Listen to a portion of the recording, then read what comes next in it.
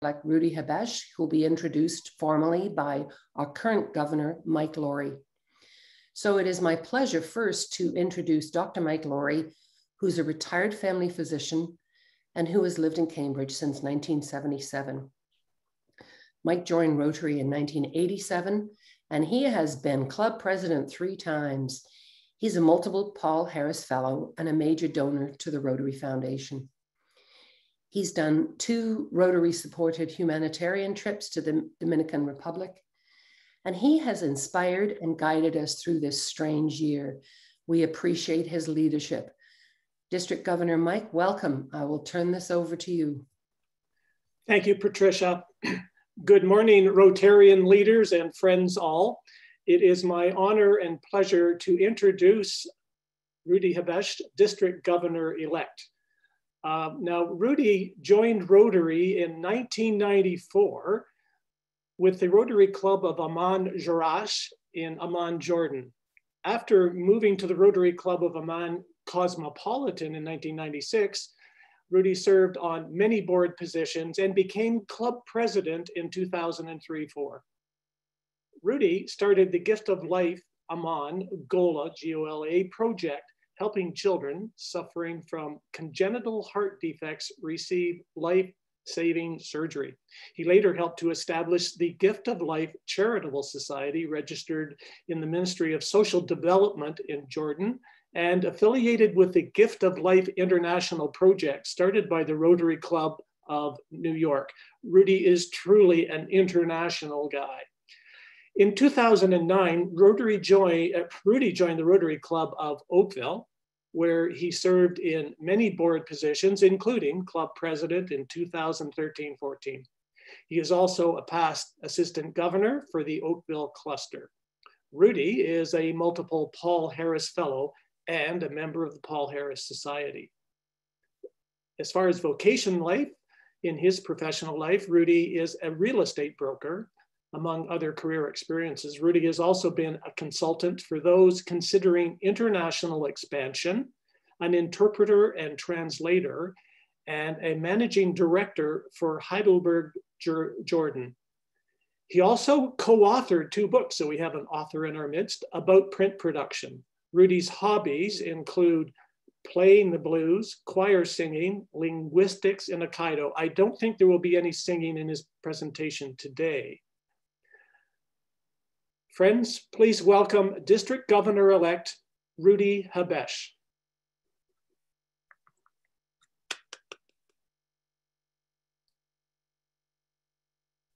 Thank you, Mike. I'm just getting into my screen sharing, which for some reason it worked about a minute ago and now it doesn't want to work. Hold on. Clarence, I'm asking for your help here for a second. I don't know what happened. I'm going to have to restart my presentation. If you guys bear with me for a second. I can make you a host. I don't know if that'll help or not, but I can. I think that's fine. I should be okay. It just, my presentation dropped for some reason. And here we go. And can you see it on the shared screen yet or? No. Okay. So, there we go. Okay, I just want to make sure that we're sharing sound. Yes. Okay. Okay, you're good. Okay. Thank you, Mike, for this wonderful introduction. Good morning, fellow Rotarians. It's a great pleasure to be with you this morning. I'm honored to be here with you today, and allow me to take this moment to thank Patricia DeMeck and Susan Spindon for the outstanding job that they have done in bringing you this awesome club leadership training program and making sure that each presentation is of the same high quality as those usually presented in person, if not better. Traditionally, we would all be together in a nice hotel somewhere in Kitchener, Waterloo, on a Saturday morning where we will go through club leadership training program and the district assembly on the same day. And we will all enjoy being together and discussing with each other the ideas, the projects, the experiences, and sharing our successes. However, due to the current situation, over the next 7 days, an incredible program has been put together with one added advantage. Not only will you get to attend the sessions that you are most interested in, but you will also be able to attend those that you would not have been able to because they would have been running concurrently during our in-person CLT.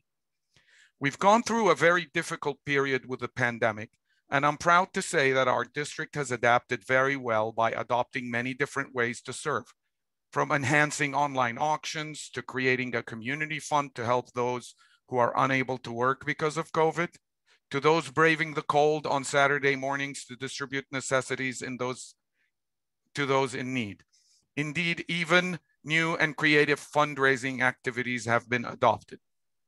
With the current expectations that mass vaccination would be available by the end of the summer this year, we are hoping that we will be able to go back to meeting in person. With that said, the reality is that we should accept or expect that there would be many changes and unknowns. So it is prudent to be prepared and to be ready to adapt at all times, as we are people of action. Possibilities are all around us.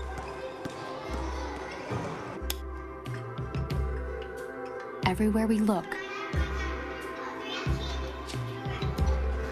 we see opportunity.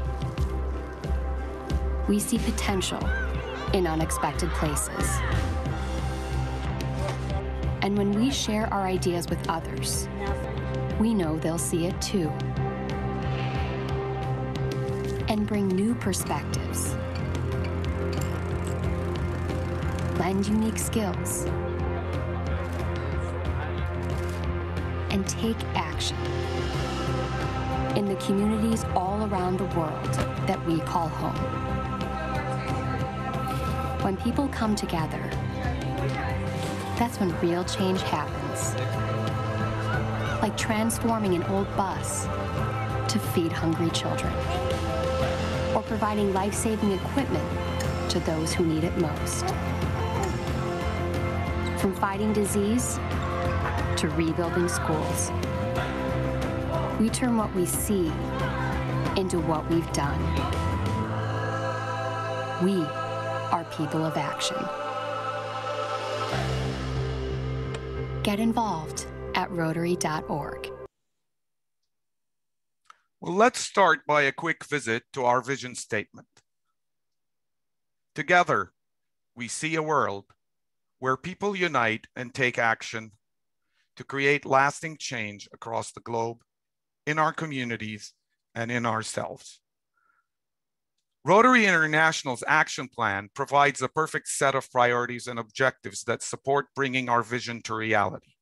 In order to increase our impact, like eradicating polio, focusing on programs and offerings, and improving our ability to achieve and measure impact, expanding our reach, grow and diversify our membership and participation, creating new channels into Rotary, increasing Rotary's openness and appeal, and building awareness of our impact and brand, enhancing participant engagement to support clubs, to better engage members, develop participant-centered approach to deliver value, offer new opportunities, and provide leadership development and skills training, and to increase our ability to adapt by building a culture of research, innovation, and willingness to take risks, and streamlining governance and structure and processes, and to review our governance to foster more and diverse perspectives in decision-making. In line with our district statement of purpose, District 7080 exists to support all clubs and to help them to operate at their maximum potential. We will achieve this by inspiring Rotarians and by serving as a resource that enables a network of vibrant clubs to share their members' passion for positive change in communities and locally and around the world. Our district's strategic priorities are continuous learning, which is why we're here today, expanding our resources and programs, public relations, membership, vocational service, efficiency, transparency, and purpose. Next, I would like to introduce to you the theme for the incoming Rotary year of 2021-2022. And who better to introduce to us the theme than President-elect of Rotary International, Shekhar Mehta. Shekhar is a member of the Rotary Club of Calcutta, Mahanagar in West Bengal, India. He's the chair of the Skyline Group of Real Estate Development Company. He's the director of Eyesight India, which is a Canada-based organization, a trustee of Shelter Box. He pioneered the Gift of Life program in India, over 1,500 life-changing heart surgeries, which is very close to my heart. And I've had the opportunity to meet President-elect Shekhar through the Gift of Life on various occasions. He has been a Rotarian since 1944.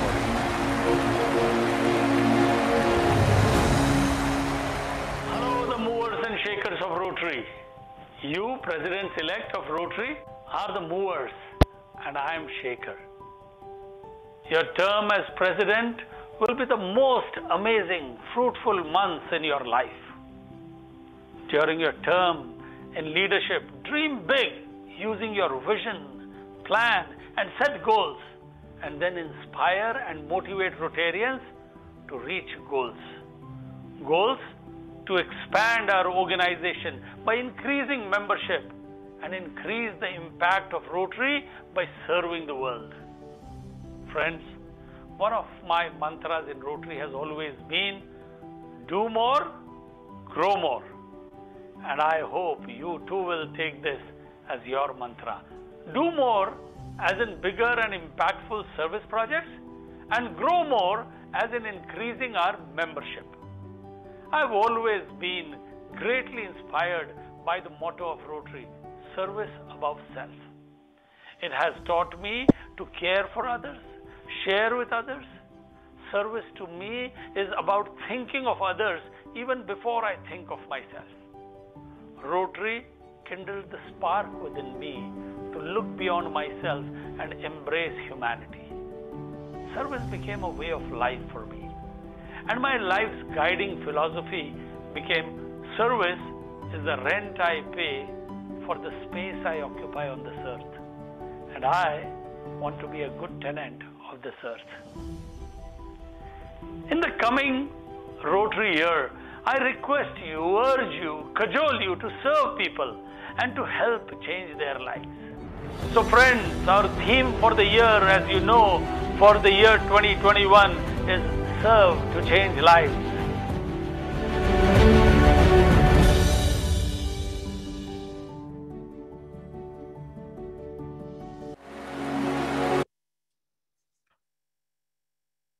If we look at our themes, past, present, and future, we see how Rotary connects the world, opens opportunities to serve, and change lives. Many years ago, a young American soldier dressed in her military fatigues walked into my Rotary Club in Amman, Jordan. She was on R&R in Amman from serving in Iraq. She heard about a little boy who needed heart surgery, and being a Rotary ambassadorial scholar a few years earlier, she thought, oh, Rotarians will know what to do. That's how it started. Can I leave the meeting here? Where's this? Because Rotary connects the world, we learned about the Gift of Life program, and the opportunity presented itself to send him to New York to have his heart surgery. Let me tell you about a little boy who changed my life. A year after the first surgery, myself, Mary Kay, the soldier, and the fellow Rotarians Wael Karache and David Aboud worked to establish a Gift of Life program in Jordan to serve the surrounding countries. We had connected with a Rotary district in Indianapolis through past District Governor Jim Graham and the Gift of Life with a pediatric heart surgery team from Riley's Hospital for Children, headed by Dr. Mark Turrentine.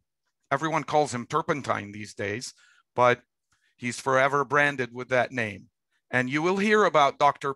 Turrentine in many occasions, not only through me, but through many other Rotarians. That's when Aboudi came into my life. He had a complex heart defect and required open heart surgery to save his life. I don't know if you can see this in his picture, but he really looks blue. During his surgery, Mark asked me to scrub in and watch the procedure. I watched him perform the surgery, during which the heart is stopped by inducing hypothermia. The lungs are collapsed in order for the surgeon to reach the heart and repair the damage without the interference of the heart pumping and the lungs getting in the way. Once the procedure was completed, Mark asked the perfusionist, and that's the person who runs the heart-lung machine, to start warming up the blood as he released the clamps that allowed it to flow through the heart again, and started the process of bringing the heart back to life. Miraculously, Abuti's heart started beating again. For me, that was it. That was my moment. Since that moment, I was no longer just a member of a Rotary club. I had become a Rotarian. The people in this picture are the surgical team that worked on Abuti. Dr. Tarntine, Dr. Curry, a Jordanian surgeon who was being trained by Mark during this mission, Dr. Salaime, a Jordanian pediatric cardiologist, and a group of nurses and a medical trainee that all got together to have a quick lunch and celebrate Abuti's success. Rotary opens opportunities. Without this opportunity, little Abuti and almost 600 children's lives would not have been saved if not for the Gift of Life Aman program. Service definitely changed my life and also Abuti's, his mother, and almost 600 other families. I am now a realtor by profession and a Rotarian by vocation. Recently, during a panel discussion at the Rotary Club of Oakville with former Canadian Supreme Court Justice Beverly McLaughlin and our own Rotary International President-elect, Jennifer Jones, the Chief Justice's main theme was, only a strong conviction will give you the courage to stand for your beliefs. The four-way test has proven over time to be our litmus test for our convictions. Is it the truth? Is it fair to all concerned? Will it build goodwill and better friendships? Will it be beneficial to our concerns? Determining the truth is not a simple task. Neither are all of the other tests, but doing so provides us with the wisdom, as she said, based on evidence from the four-way test to determine the best course of action as we go ahead. Good leaders also open doors for others, keeping an eye out for those who are talented and have the capacity and lead to giving them the opportunity to shine.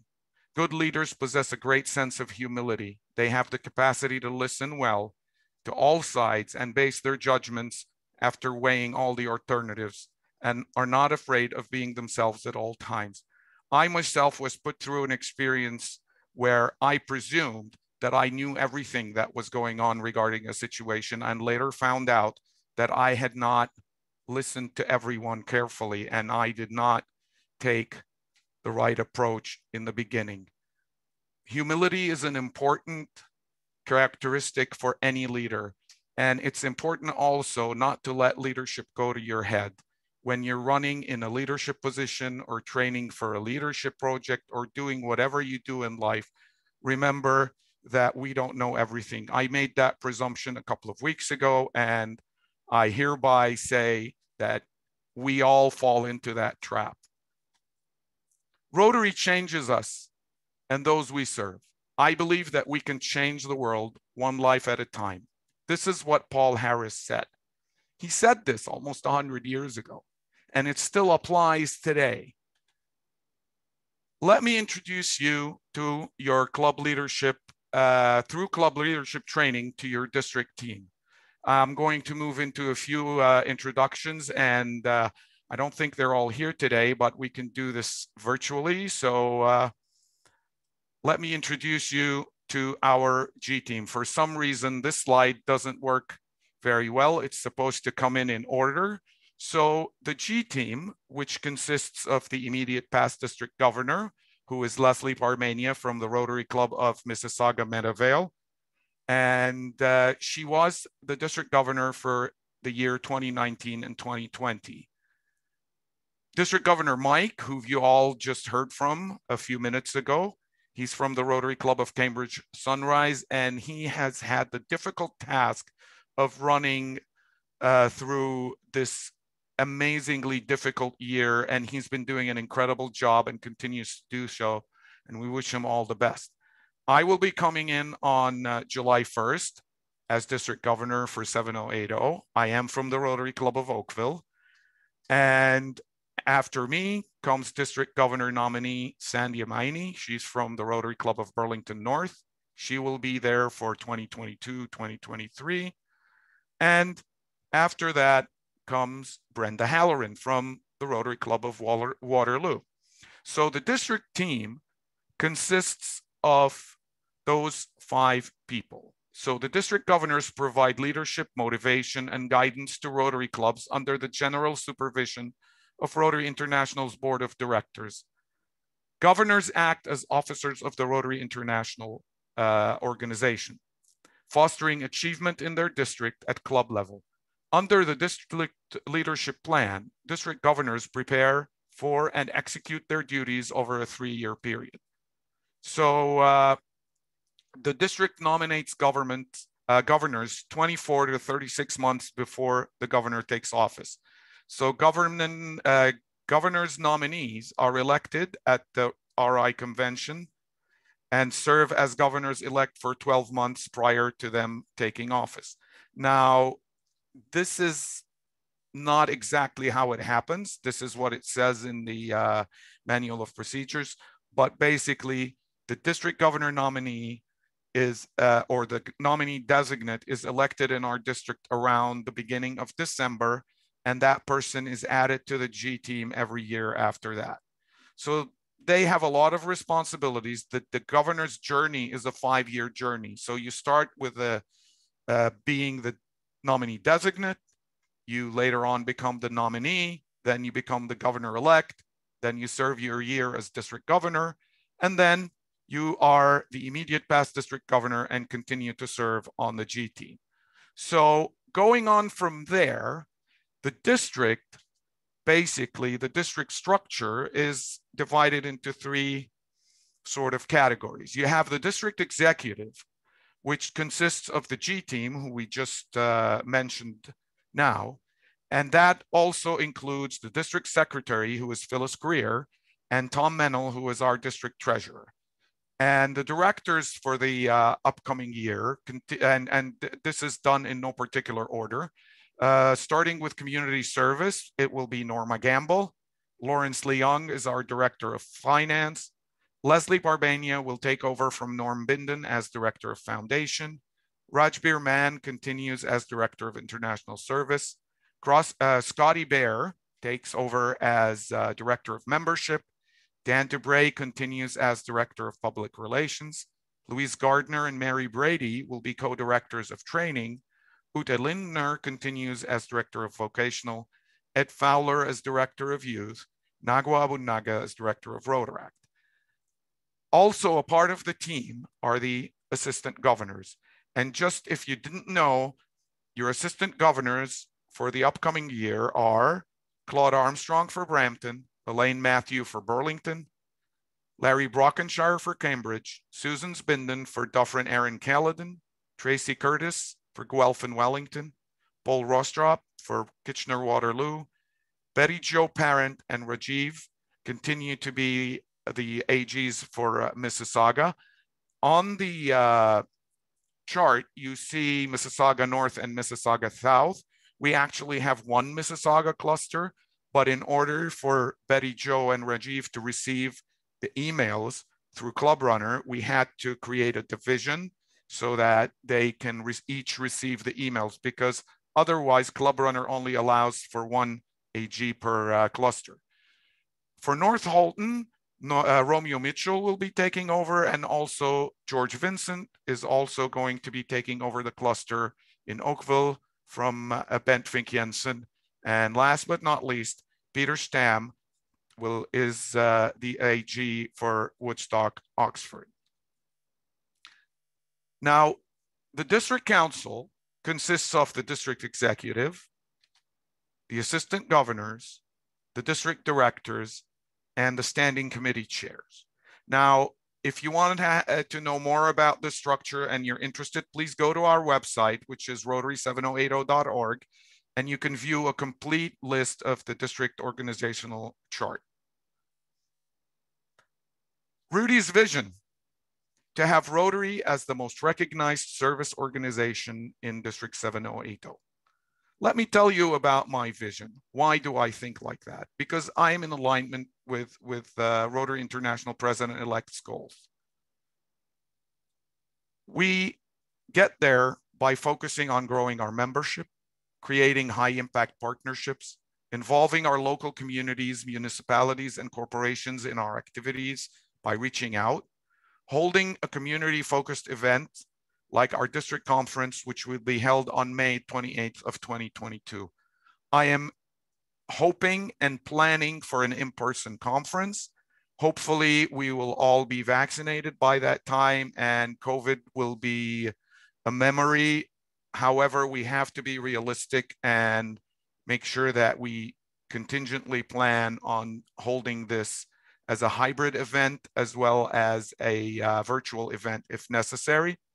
Adopting a combined public relations and membership strategy that's outwardly focused, and using our foundation to inspire and motivate and engage community as well as our members. Lead by example is the motto of Shaker. He promises to lead by example, so do I. I want to inspire Rotarians to participate in projects that have long-lasting impact, and I think we all need to do that. Join hands with other Rotarians, other organizations, and corporations, and do projects that impact your community and the world. Conduct days of service where Rotarians join community members in servicing the local community.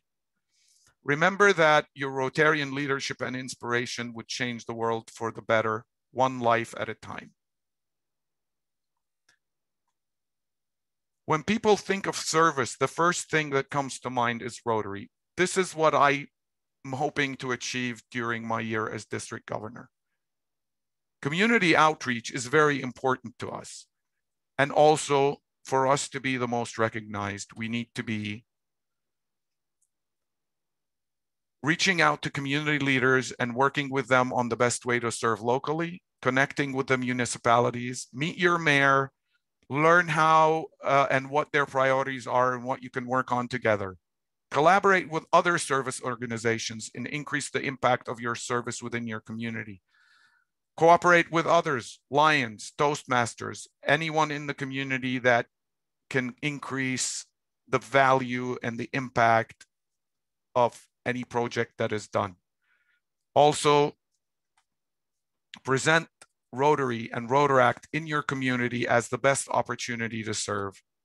Work together with corporations and other entities to increase the scope of the impact of your projects, and work with clubs in your cluster, district, and all over the world to serve to change lives. Shaker's mantra for increasing membership is each one bring one. And he is of the belief that we should be able in 17 months or 15 months now to increase Rotary membership from 1.2 to 1.3 million. So can we do that? I think we can achieve a net 5% growth in the same period. What is meant by each one bring one really is every Rotarian invite someone to come and attend the meeting. And out of that, if we get a 5% net increase, or if we get 100,000 Rotarians throughout the world, then that would be a great achievement. Make sure that the message reaches every Rotarian and Rotaractor. Let bringing in a new member be a celebration at every club. Focus on diversity. Encourage Rotaractors to become Rotarians. Rotary International President is going to recognize each new member with a personal letter, and each sponsor also with a personal letter. There will be also a virtual gallery on the Rotary International website for outstanding sponsors. So any sponsor who brings in as many members as they could will have the opportunity to be spotlighted at the gallery on the Rotary International website, and also encourage the forming of new clubs as needed. Our strategic planning team and our strategic goal between PR and membership have been working on a plan that will be published within the next few weeks. Diversity, equity, and inclusion. Our four-way test demands that we are diverse, because if we actually believe in the four-way test and we go through it, we find out that it is an incredible motto to live by. As a global network that strives to build a world where people unite and take action to create lasting change, Rotary values diversity and celebrates the contributions of people of all backgrounds, regardless of their age, ethnicity, race, color, abilities, religion, socioeconomic status, culture, sex, sexual orientation, and gender identity. Rotary will cultivate a diverse and equitable and inclusive culture in which people from underrepresented groups have a greater opportunity to participate as members and leaders. I hope that you've had the opportunity to attend our district's Diversity, Equity, and Inclusion Seminar, which was presented by our zone director, Valerie Wafer, on March 24th.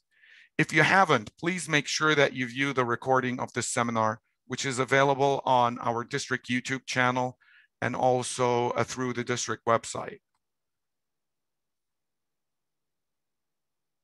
Remember, our foundation has 7 areas of focus now.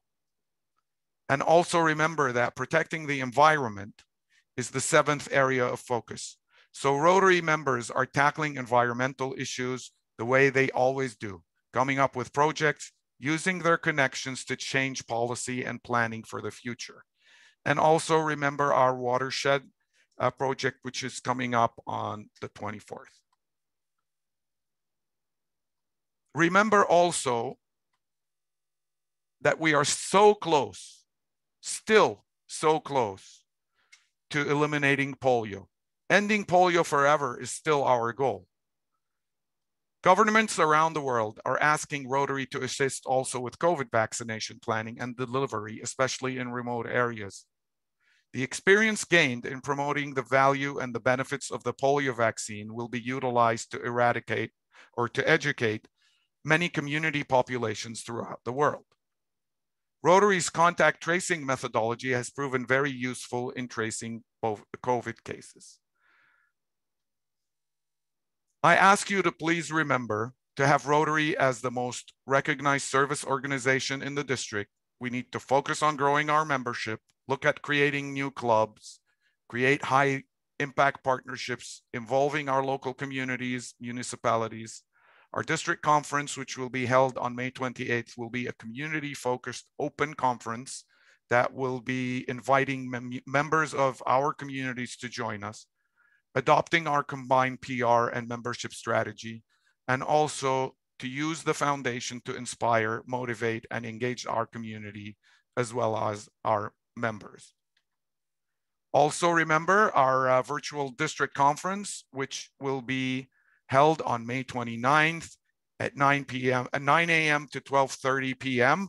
I encourage you to register and join us for this incredible opportunity where we will have as our guest speakers, Valerie Wafer and past Rotary International President Ian Risley, and our keynote speaker will be Boris Cherenak, who is a motivational hypnotist. And just as a reminder, Valerie is also our Rotary International President, Vice President elect. So as of next year, she will be Rotary International's Vice President as well as Director of Zone 28 and 32. And before we go to questions, I would invite you to enjoy this lovely rendition of the four-way test song as performed by Rotarians from the Rotary Club of Saskatoon, Nutana.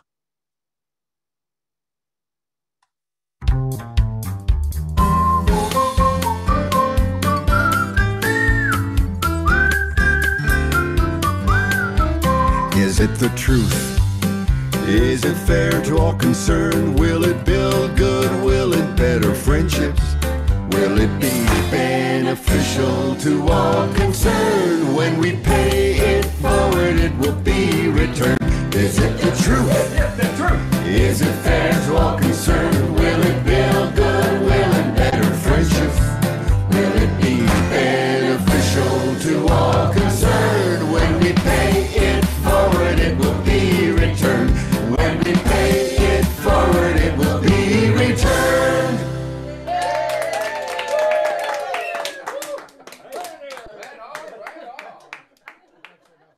Thank you, everyone, once again for coming and joining us and spending time with us for club leadership training. And let's go forward and serve to change lives together. And now I will stop sharing my screen and hand it back to our moderator for questions.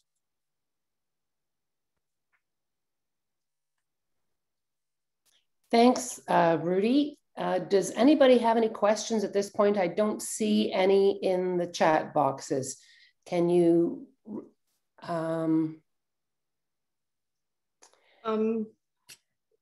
Past District Governor Doug Vincent had a question. Doug, would you like to ask your question? Rudy, you mentioned the 24th as the watershed date, but I thought that was being postponed into May because of the COVID lockdown. I think that you are right. I believe that I was just reading off of the script, so I didn't remember that it was postponed. And thank you for making note of that, Doug. Okay, thank you. May I jump in just to update that? That is the fact, because of the lockdown and the restrictions on gathering in groups. We are looking at postponing that and perhaps coming up with another date or alternative plans, but we must always follow the local and provincial regulations and restrictions in keeping people safe. So one option that I have talked about behind my hand under the table is to send out little teams of commandos of 2 or 3 people to go and do some good work in an unofficial way, so that would not have the endorsement or approval, but it as an individual act, I think can be done safely near your home.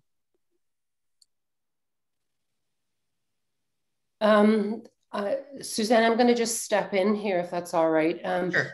A couple of people have asked, pardon me, for that great 4-way test song. I think we should be adopting that at every meeting, right? We'll sing the 4-way test.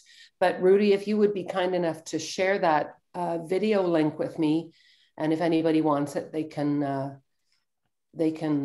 go ahead and ask. Absolutely. There is also a great one from West Africa. Unfortunately, that one has the old Rotary logo on it, so I was asked not to use that one. So there are quite a few Rotary songs. And if you just go to YouTube and you search for the 4-way test song, you'll get about 5 or 6 of them. But I will send you the links to all of them, Patricia, and you can post them appropriately. Yeah. So. Yeah. Have you got a good connection, Suzanne, or shall I carry on? I'm good. I'm good for now, it looks like. Okay. We have a few more questions. Dan Dubray asked if you could please expand on how to grow Rotaract. One of the new things about Rotaract is that Rotary International has come up with Rotaract as a type of membership. So basically, they've elevated Rotaract into a Rotary level membership. So they have also taken out the upper age limit. So now you no longer have to leave Rotaract if you're 30 years old. You're also able to join both. You can be a Rotarian and a Rotaractor. However, in our district, we are taking the approach of bringing up Rotaract as an equal contributor to our district in terms of everything, in terms of being involved with committees, being involved on the district level, being involved in directorships. And also we are encouraging Rotaractors to become more involved with foundation as well. Eventually, or starting next year, they will be also able to participate in projects and participate in global grants. So Rotaractors are also encouraged to give to the foundation in order to create a sort of a relationship that they can relate to, that the money we put in comes back to us 3 years later, and sort of work on that. Also, a growing Rotaract is a one of the difficulties with growing Rotaract is that in our part of the world, people are extremely busy and people are always bombarded with all sorts of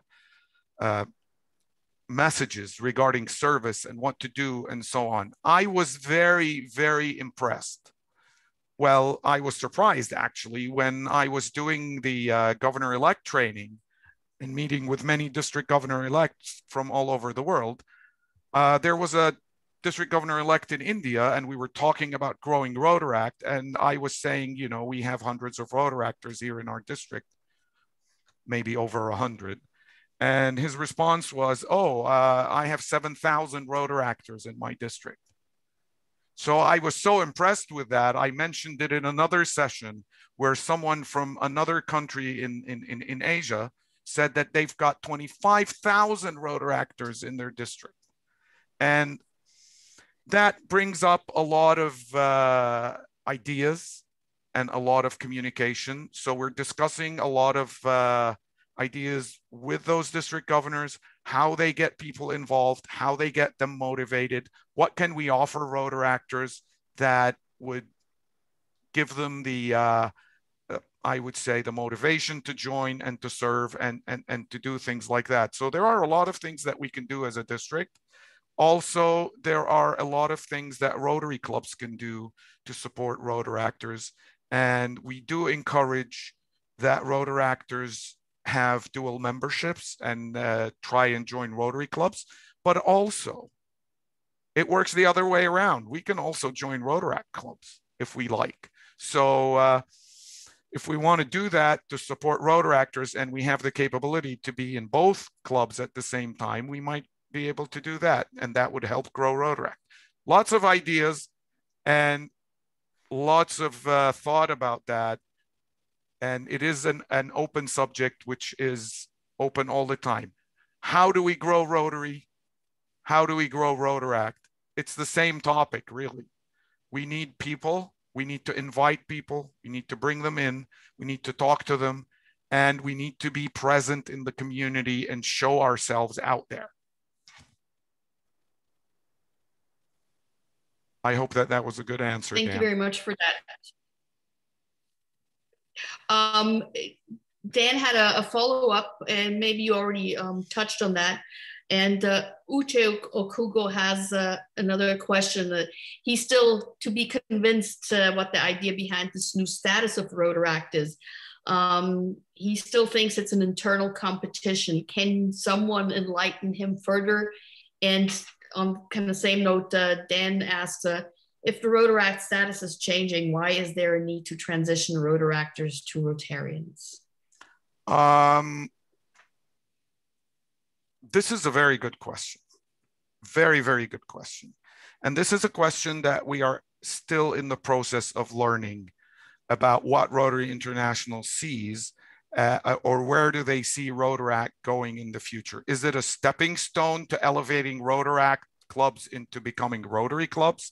Is it a two-tiered membership process where you have clubs that offer a different type of opportunity to members where they can do service but not as committed as a Rotary club and so on? So this is still work in progress. We have decided that in our district, we will take the approach that we will involve Rotaractors with a lot of what we do, or with everything that we do. and that we will continue to work on encouraging Rotaractors to becoming full Rotarians. Regarding RI, it's still a work in progress, and they are still, the jury's still out on that. We haven't heard a final decision from them or a final direction of how they're going to do it. So again, as I was saying, it is our district is taking the approach that we will work with Rotaract, with our Rotaract, to increase their membership and also to bridge their membership into Rotary and to help them to really cross the bridge and into becoming Rotarians. Thank you very much for that. Excellent answer. Amin Kowar asks if you have any advice over how to attract new members during COVID. Well, I would say membership attraction is a reflection of how good your club is and how good your position in your community is. It's also a reflection of bringing people in and so on. Ask your friends, ask them to join. COVID has provided a lot of opportunity. We were always saying that e-clubs will never work. And I must say, I was very skeptical myself about e-clubs. And when COVID happened and we were forced to transition to online meetings, we found that we are able to reach people that we weren't able to reach before. Some of our members who were homebound that couldn't make it physically to meetings were rejoining our club meetings. Some of our friends and colleagues who had time because they were doing more things from home were joining our club meetings. And I can speak for my own club, which is the Rotary Club of Oakville. And over the past year, and I think I see George here and Mike, and you can correct me, I think we've had more than 5 or 6 new members join during COVID. And they were, the members who joined are from a very diverse group, and they are age diverse as well. So you know, it's not that we were attracting younger members or more senior members. It's been an across the board sort of attraction that people are coming. COVID is difficult. And one of the most difficult things about COVID was, how do you transition your fundraising? How do you do fundraising with this environment? Again, I would say that a lot of our clubs in the district, if you take the Guelph cluster, if you take what Oakville did with the speaker series, if you take what has been done with Catch the Ace, with Kitchener, with the online auctions, a lot of our clubs have pivoted into a different way to fundraise and to create a sort of environment where people actually enjoy coming into an event. And one of the advantages of if you want to bring in members also, one of the advantages of being online is that you can bring in better speakers and you can bring in a more diverse audience. And I would say Oakville had over 700, Mike, I don't know if that's the number, but I think we had more than 700 attendees at our speaker series, which is almost, I would say, almost 3 times the number that we would have had usually on an in-person event. Rudy, my apologies, but I have to jump in because, and apologies to everybody, because we have another meeting starting shortly. And so we're restricted to closing this one down by 10 o'clock. So I want to thank you for your inspiration, Rudy. And I want to thank all of the participants for coming out this morning. And I'll mention that, I mentioned earlier rather, that the session has been recorded, and you'll find it on the same page where you went to register for to sign up for this session. There'll be a recording there. Now it'll take a few days before we can upload that, but you will be able to go back and look at it again and tell other people to do that too. You can watch it at your leisure. And on that note, there are already some pre-recorded sessions, because I picked up on the Rotary question quite a bit. So Ed Fowler's presentation on youth services, which encompasses, he includes Rotary in that, Rotaract in that discussion, that's already pre-recorded and available on demand on the district website. So I encourage you all to go back over the next while and look at some of those pre-recorded ones. And if you've got specific questions about membership and other topics like that, there's some great sessions coming up that can put some more meat on it. Rudy's a bit restricted for time, unfortunately, but our membership committee and people like that will add some meat to the questions that you want to ask. And it's not too late to register for any of them. Please go ahead and, you know, really embrace these items and enjoy them. So it's my job to close this down because we have international services coming up next. If you're attending the international service session, you have to leave this meeting and log back in with the other registration link that you would have been given. So again, thank you to all. Thank you especially to our district governor-elect for inspiring us and enlightening us this morning. And we'll look forward to seeing your year being a great success. Thank you very much, Patricia. Thank you, Suzanne. And thank you to all Rotarians who have attended today. It's always a great pleasure to be with you, and have a great training. I will join you on next Saturday and the closing with some closing remarks. And I hope to see you all there as well.